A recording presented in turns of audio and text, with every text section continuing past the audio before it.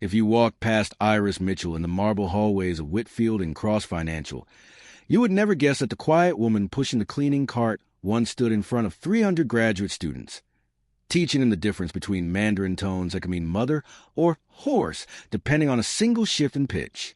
You would never guess that behind her plain gray uniform and her downcast eyes was a mind that held 7 languages, a doctorate from a university most of the executives upstairs couldn't even pronounce, and a memory sharp enough to recall entire passages of classical poetry in 3 different scripts.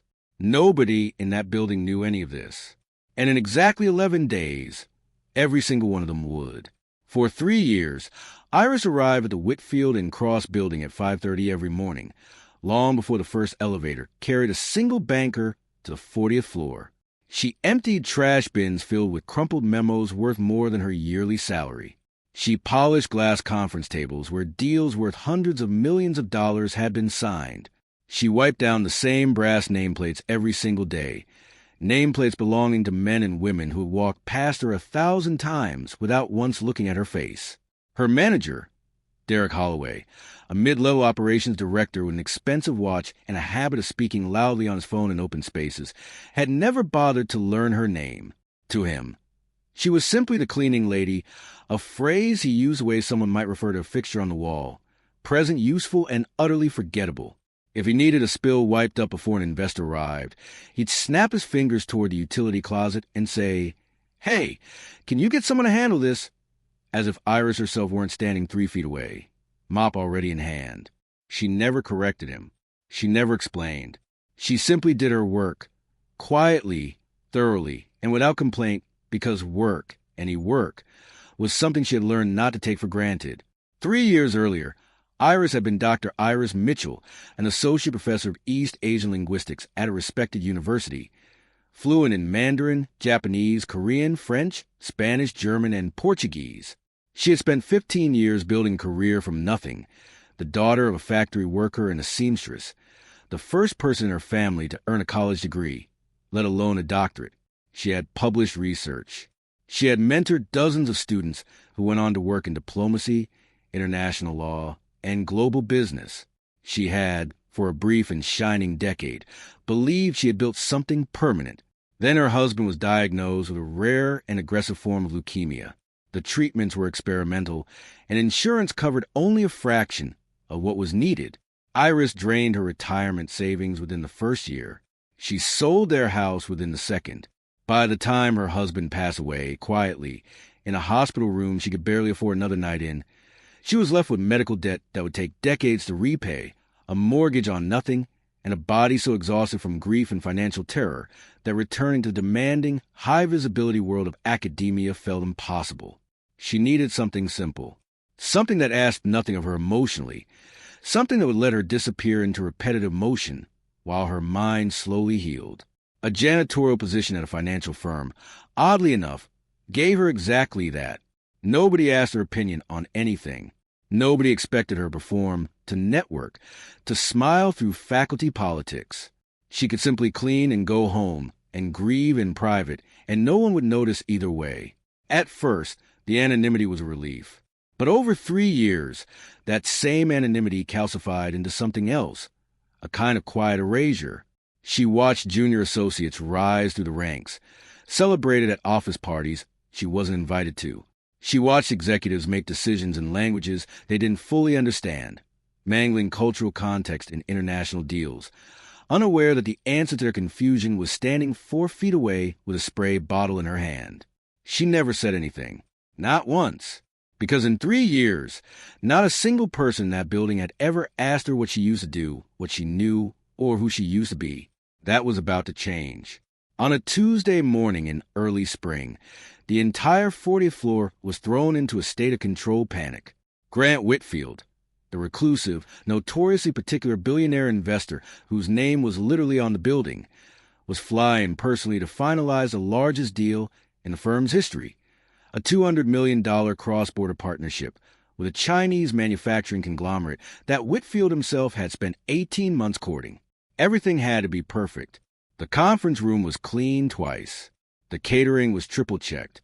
The firm's designated Mandarin translator, a young associate named Priya Chun who had studied the language for 2 years in college and listed conversational Mandarin on her resume with far more confidence than her actual fluency warranted, was pulled from her usual duties and prepped for hours. Nobody thought to ask the cleaning lady in the corner if she spoke Mandarin. Why would they? She was polishing the windows. She was invisible. She was, as far as anyone in that room was concerned, furniture. Iris kept her head down and kept working the way she always did. But something in her chest tightened as she watched the frantic preparation unfold. A small, buried instinct stirring awake after 3 years of dormancy, whispering that this day was going to be different, whether she wanted it to be or not. Grant Whitfield walked into the 40th floor conference room at exactly 10:02 a.m., 2 minutes later than scheduled, and the entire energy of the room shifted the moment he crossed the threshold. He did not smile. He did not shake hands immediately. He simply stood for a moment, taking the room, the people, the polished table, and Iris Mitchell kneeling by the window with a rag in her hand, wiping away a smudge no one else had even noticed. What none of the executives in that room understood, yet, was that Grant Whitfield had built his $2 billion empire on one simple principle. He never trusted a room that hadn't earned his trust. And in the next 40 minutes, this room was about to lose it completely. Derek Holloway greeted Whitfield with a kind of performative warmth, reserved for men whose signatures could make or break a fiscal year. Mr. Whitfield, it is such an honor. We prepared everything exactly as your office requested. He gestured toward the head of the table, where the firm's senior partners were already seated, folders open, pens uncapped, ready to close what everyone believed was a formality at this point. The handshake before the handshake. Whitfield sat down slowly, his expression unreadable. Beside him sat 2 representatives from the Chinese conglomerate, an older gentleman named Mr. Han, the company's founder, and his daughter, Ling Han, who served as his chief strategy officer. Both had flown in from Shenzhen the night before. Both had spent the better part of a decade building a company from a single small factory into a manufacturing powerhouse. This deal for them was not just business. It was the culmination of everything they had built. The meeting began smoothly enough. Contracts were reviewed in English. Numbers were confirmed. Priya, the young translator, sat nervously beside Mr. Han, ready to bridge any gaps in understanding. Though so far, everyone in the room had been speaking English, since Mr. Han's English was passable and everyone had assumed that would be sufficient. Then, 20 minutes in, Grant Whitfield did something no one expected. He turned to Mr. Han and began speaking rapid, fluent Mandarin. The room fell into an immediate, uncomfortable silence. Whitfield, it turned out, had spent 2 years living in Shanghai early in his career, and while he rarely revealed this to American business partners, he made a habit of testing every major international deal by speaking directly, unfiltered, to his counterparts in their native language. Not because he needed to, but because he wanted to see how a company truly treated the moment when the safety net of English was pulled away. Mr. Han, delighted, responded warmly, gesturing toward his daughter and mentioning something about the spirit of partnership, and a phrase that, roughly translated, spoke to an old proverb about trees that grow strong only when planted together. Priya froze. She understood perhaps half of what had been said. Her 2 years of college Mandarin, useful for ordering food or asking directions, crumbled instantly against the speed and idiomatic complexity of 2 native speakers in full conversational flow. She stammered, translated a fragment incorrectly, entirely missed the reference to the proverb, and instead produced something that sounded, to the confused executives around the table, like Mr. Han was expressing doubts about the partnership rather than affection for it. Derek Holloway, sensing disaster but understanding nothing of what had actually gone wrong, jumped in with forced enthusiasm. We're absolutely committed to this partnership, 100%, Mr. Han. Whatever concerns you have. Mr. Han's expression shifted from warmth to confusion. He glanced at his daughter. Ling Han, whose English was excellent, leaned in and quietly clarified to her father in Mandarin that something had clearly been lost in translation, that the American side seemed to think he had expressed doubt when he had, in fact, expressed the opposite. Whitfield's jaw tightened. He said nothing for a long moment, simply watching the room unravel in real time, watching a firm that had spent 18 months courting him fumble the single most important cultural moment of the entire negotiation because they had sent an underprepared junior associate to handle a conversation that required real fluency, real cultural literacy, real respect. To Whitfield, this wasn't a minor translation hiccup.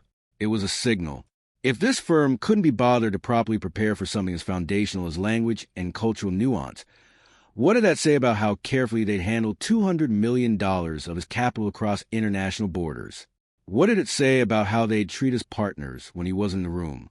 I think, Whitfield said slowly, switching back to English, his voice cool and final, we may need to reconsider the timeline on this. The senior partners exchanged panicked glances. Derek's face went pale. 18 months of relationship building. Dozens of flights. Hundreds of hours of legal work. All of it teetering on the edge of collapse because of a translation error that had happened in less than 60 seconds. Mr. Han began gathering his papers, speaking quietly to his daughter in Mandarin, clearly preparing to excuse himself. Ling Han rose from her chair. Whitfield followed suit, buttoning his jacket, his expression carved from stone.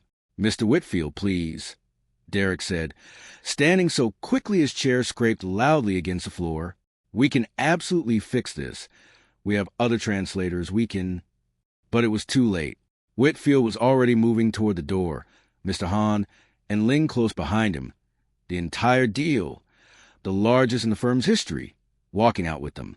And that was the exact moment Iris Mitchell set down her rag, straightened her back for the first time in 3 years, and stepped forward. Please wait. 2 simple words, spoken in perfect, unaccented Mandarin, cut through the chaos of the room like a blade through silk. Every head turned. Grant Whitfield stopped mid-stride, his hand still resting on the door handle, and slowly turned around to look at the source of the voice. The cleaning lady, still in her gray uniform, standing calmly in the middle of a room full of panicking executives, having just spoken more fluent Mandarin in 2 words than the firm's official translator had managed in the entire meeting. For a moment, nobody moved. Derek Holloway blinked, genuinely confused, as if his brain refused to process what his ears had just heard. Priya, the translator, turned bright red, unsure whether to feel humiliated or grateful for the sudden interruption. The senior partners simply stared, caught somewhere between disbelief and the dawning realization that something extraordinary was unfolding in front of them. Mr. Han turned first. He studied Iris's face carefully, and something in his expression softened, not surprise exactly, but kind of curious recognition. The look of a man who had spent his life reading people and sensed immediately that this woman was not what her uniform suggested. Iris took a slow breath and continued, still in Mandarin, her voice steady and warm, carrying none of the nervous fumbling that had plagued Priya's attempts. She explained, clearly, precisely, that a translation error had occurred, that Mr. Han's earlier comment about the proverb of trees growing strong together had been mistranslated as an expression of doubt, when in fact it had been an expression of hope, a traditional way of honoring the beginning of a meaningful partnership. She apologized, on behalf of the room, for the confusion, and gently asked if Mr. Han would be willing to sit back down so the misunderstanding could be properly resolved. Mr. Han's face broke into a genuine smile, the first real smile anyone in that conference room had seen from him all morning. He turned to Grant Whitfield and said something rapid and warm, gesturing toward Iris. Whitfield, who understood every word, allowed the faintest flicker of surprise to cross his otherwise unreadable expression. He looked at Iris, really looked at her, for the first time, taking the calm confidence in her posture, the precision of her pronunciation, the ease with which she had diffused, in under 30 seconds, a crisis that had taken 18 months to build and less than 60 seconds to nearly destroy. Your Mandarin, Whitfield said slowly, switching to English but keeping his eyes on Iris, is better than most of the interpreters I've worked with in Beijing. Iris allowed herself a small, careful smile. Thank you, Mr. Whitfield. I only caught the tail end of the conversation, but I believe there may have been a few other points that were lost as well. Would you like me to help clarify? Derek Holloway finally found his voice, though it came out strangled and confused. Sorry. Who? What is happening right now? Nobody answered him. Nobody even looked at him. All eyes were on Iris and on the slow, deliberate way Grant Whitfield walked back toward the table, pulled out his chair, and sat back down. "Please," Whitfield said, gesturing to the seat beside him. Not the janitor's car in the corner, not the doorway where she had stood minutes ago, but the empty chair directly across from Mr. Hahn. "Join us." Iris hesitated for only a moment. 3 years of invisibility had trained a certain caution into her, a reflex that told her to shrink, to apologize for taking up space, to remember her place. But something else, something older, something that remembered standing in front of 300 students and commanding a room with nothing but knowledge and confidence, rose up and quieted that reflex completely. She set down her rag on the cart, wiped her hands on a cloth, and walked to the table.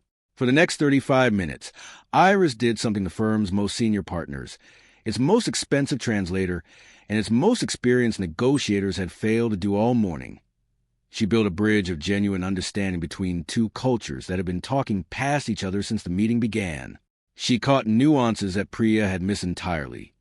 Not just vocabulary, but tone, formality, the subtle difference between a phrase that sounded polite in literal translation but carried an unintended edge of condescension in cultural context. She explained why Mr. Hahn had used a particular formal register when addressing the senior partners, a signal of respect that, when met with overly casual American informality, had quietly registered to him as disrespect. She flagged a clause in the contract's translated summary that had been rendered with a legal ambiguity in Mandarin that didn't exist in the English original, an error that could have caused serious disputes down the line. Ling Han, watching Iris work, leaned toward her father and murmured something with clear admiration. Mr. Hahn nodded slowly, his earlier hesitation completely dissolved, replaced by something like genuine enthusiasm. Grant Whitfield said very little during this stretch. He mostly watched Iris navigate 2 languages and 2 cultures with the effortless precision of someone who has spent a lifetime studying exactly this kind of communication. Watched the room slowly transform from a scene of impending disaster into one of renewed trust and momentum. By the time the clarified terms were laid back out on the table, the tension that had gripped the room for the past hour had completely evaporated, replaced by something warmer, a sense, shared by everyone present except perhaps Derek Holloway, that they had just witnessed something remarkable. Whitfield finally set down his pen, having reviewed the corrected terms one final time. He looked up, not at Derek, not at the senior partners, but at Iris. "I have one question," he said, "and I'd like an honest answer." The room held its breath. "Why?" Whitfield asked slowly. "Is a woman who speaks Mandarin like a native, who clearly understands contract law well enough to catch translation errors that cost companies millions of dollars, why is she cleaning windows in this building instead of running deals in it?" The conference room fell into a silence so complete that the hum of the air conditioning system suddenly seemed unbearably loud. Every executive at that table wanted to answer Grant Whitfield's question, desperate to save face, desperate to explain how this had happened under their watch. But the only person who could actually answer was Iris herself, and for a long moment, she simply sat there, 3 years of buried grief and buried identity rising to the surface all at once, deciding, really deciding, for the first time in years, how much of her story she was willing to tell. She folded her hands on the polished table, the same table she had wiped clean 1,000 times without ever sitting at it, and took a slow breath. "My name is Dr. Iris Mitchell," she began, her voice quiet but steady. "Until a little over 3 years ago, I was an associate professor of East Asian linguistics. I taught Mandarin, Japanese, and Korean language and literature. I hold a PhD, and before that, I spent time doing translation and cultural consulting work for a handful of international firms." She paused. "I speak 7 languages fluently, and I can read and write in 5 different scripts." A stunned murmur rippled through the senior partners. Priya's mouth had fallen open. Derek Holloway looked as though someone had physically struck him. "My husband," Iris continued, her voice tightening slightly but not breaking, "was diagnosed with leukemia 3 years ago. The treatment costs were enormous, far beyond what our insurance covered. I sold everything we had. I drained every account. And when he passed away, I was left with debt I still haven't finished paying, and a life that no longer resembled anything I recognized. She looked around the table, meeting each pair of eyes without flinching. I needed something simple, something that would let me exist quietly while I figured out how to keep going. Cleaning offices gave me that. Nobody asked questions. Nobody expected anything emotionally from me. I could show up, do the work, and go home. She glanced briefly at Derek, not with anger. She had never been an angry person, not even in her darkest months, but with a kind of gentle, unflinching honesty. In 3 years, working in this building, not one person ever asked me my name. Derek opened his mouth, then closed it again, unable to produce a single word in his own defense. Grant Whitfield leaned back in his chair, studying Iris with an expression that had shifted somewhere in the last few minutes, from curiosity into something closer to quiet respect. 3 years, he repeated slowly. 3 years, and this firm let a resource like you push a mop instead of asking what you knew. He turned to the senior partners, and his tone, though still calm, carried an unmistakable edge. Do you understand what almost happened here today? Do you understand that this deal, $200 million, 18 months of work, nearly collapsed because your firm couldn't even bother to properly staff a conversation in Mandarin when the answer was working 3 floors below you in your own building this entire time? Nobody answered. Nobody could. Mr. Hahn spoke up then, his English careful but clear. In my company, he said, looking directly at Iris, we have a saying, a tree's roots are not less valuable because they are hidden beneath the soil. Sometimes the most important parts of a foundation are the ones no one bothers to look at. He inclined his head slightly toward her, a gesture of genuine respect. Dr. Mitchell, you saved something important today. Not just this deal. You saved something about how business should be done. Ling Han nodded in agreement, adding warmly, we would be honored to continue working with anyone your firm assigns to represent this partnership going forward, provided Dr. Mitchell is part of that team. The senior partners exchanged rapid, anxious glances. The subtext was unmistakable. Whitfield and the Hahn family were not simply expressing gratitude. They were setting a condition. If the firm wanted to keep this deal and Whitfield's ongoing business and the reputation that came with successfully closing a $200 million cross-border partnership, Iris Mitchell needed to be part of the picture, not as a favor, but as a necessity. The firm's managing partner, a sharp-eyed woman named Susan Alvarez, who had said very little during the entire ordeal, finally rose from her chair. She walked around the table, stopped in front of Iris, and extended her hand. Dr. Mitchell, she said, her voice steady despite the visible shock still working through her system. I owe you an apology on behalf of this entire firm. What happened to you here? The fact that you went unseen for 3 years is inexcusable, and I intend to make sure it's corrected starting today. Iris shook her hand, still processing the surreal shift in her circumstances, still half expecting to wake up back in a utility closet, folding rags. Whitfield, watching this exchange, finally allowed a small, genuine smile to cross his face, the kind of expression that rarely appeared on a man known throughout the financial world for his icy composure. I'll sign this deal today, he said, on one condition. Dr. Mitchell oversees the cultural and linguistic side of this partnership going forward, not as a translator, as a director. The room, which had spent the last hour teetering on the edge of collapse, suddenly found itself standing on the edge of something entirely different, a transformation no one, least of all Iris herself, had seen coming when she woke up that morning and put on her gray uniform for what she thought would be an ordinary Tuesday. Word of what happened in the 40th-floor conference room spread through Whitfield and Cross Financial faster than any market rumor ever had. By lunchtime, every employee in the building, from junior analysts to senior partners, had heard some version of the story. The cleaning lady who saved a $200 million deal, who spoke Mandarin like a diplomat, who turned out to have a doctorate the entire executive floor had somehow never noticed. But what most people didn't yet know was that the real transformation, the one that would matter far more than a single dramatic afternoon, was only just beginning. Susan Alvarez, the managing partner, called an emergency leadership meeting immediately after Whitfield, Mr. Hahn, and Ling Han departed the building, contracts signed and relationships fully repaired. She stood at the head of the same conference table where the crisis had unfolded just hours earlier, her expression grim and focused. "I want to be very clear about something," she said, addressing a room of senior executives, department heads, and a visibly humiliated Derek Holloway. "We came within minutes, of losing the single largest deal in this firm's history because of a completely preventable failure. We had a woman working in this building for 3 years with the exact skill set this deal desperately needed, and not one person thought to ask her a single question about her background. That is not bad luck. That is a systemic failure of basic human decency, and it is going to change starting today."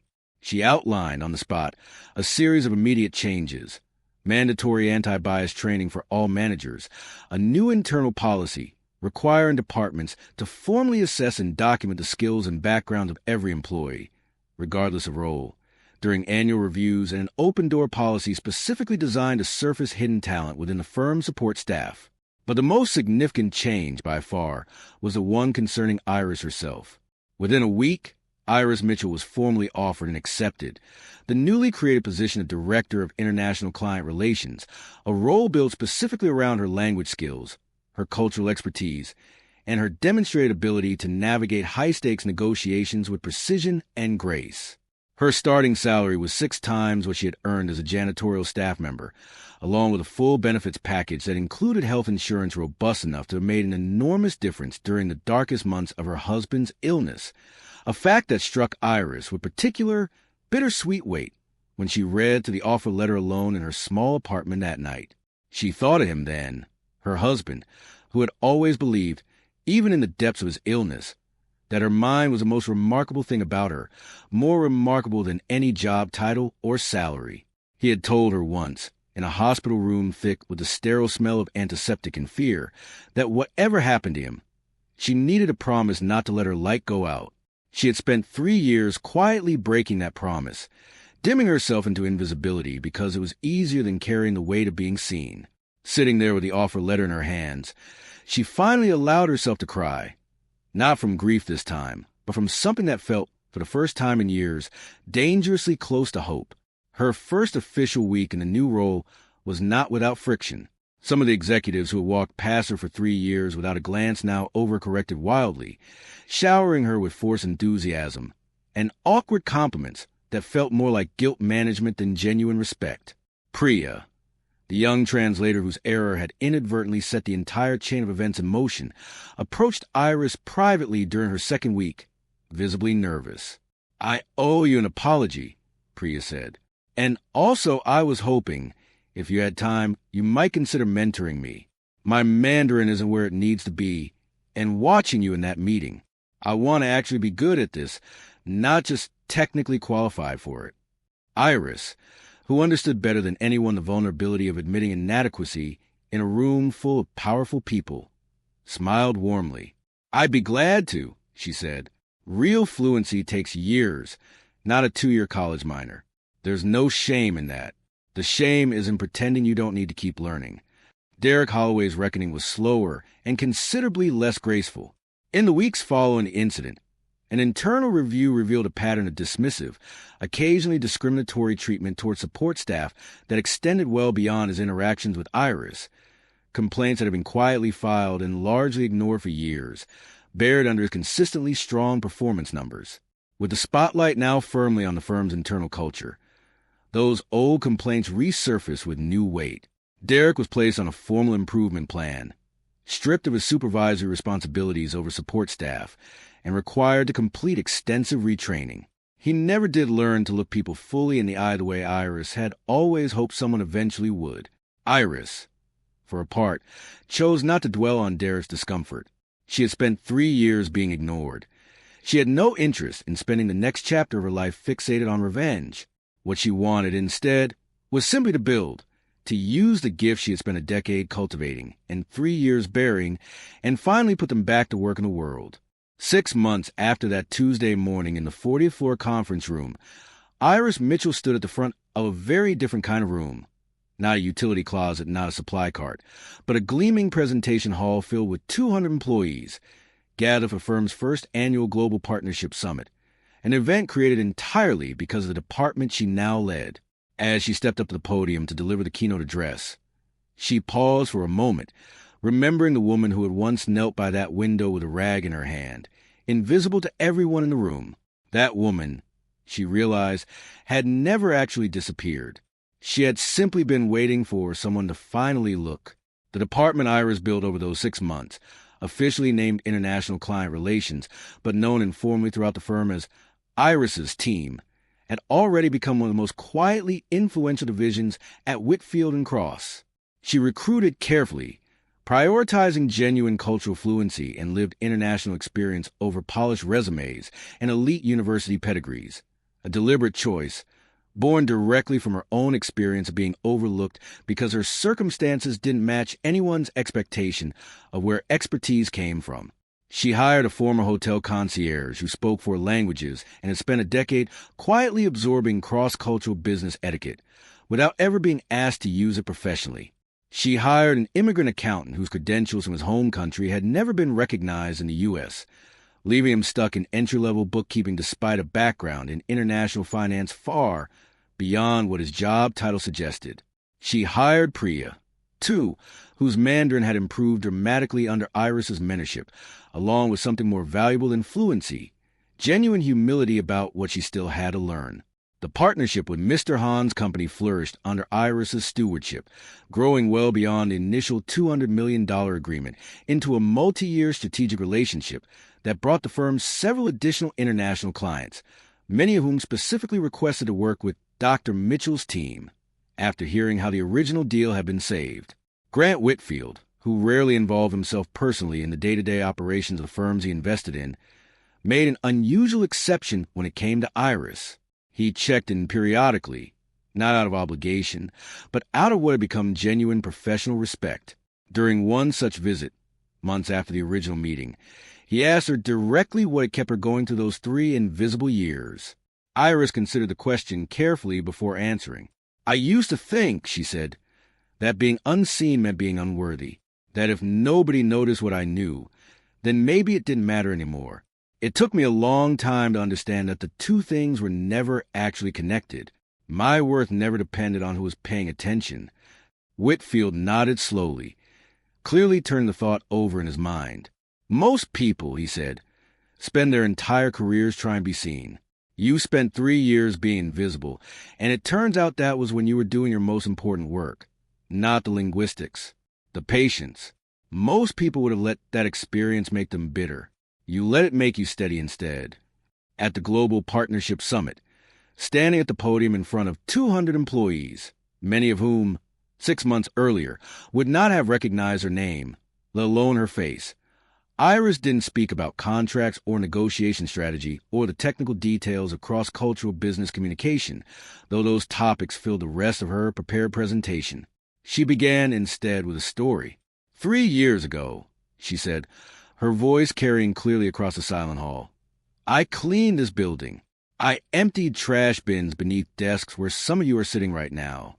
I wiped windows that some of you look through without ever looking at me. I'm not sharing this to make anyone in this room uncomfortable.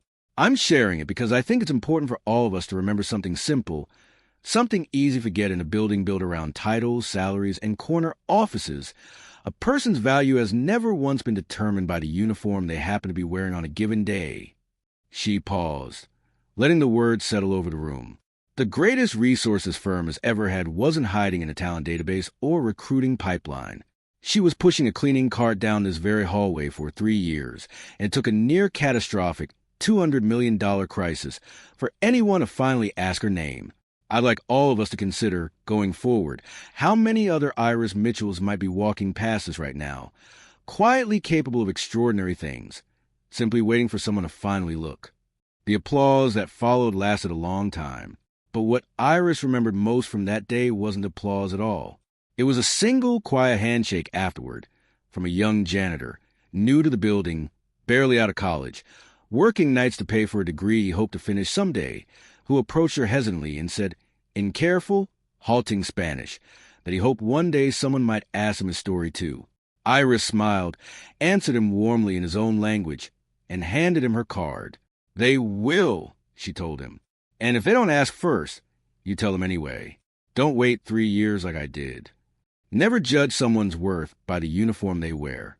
The greatest talent in the room may be the person everyone chooses to ignore until one day she finally chooses to speak.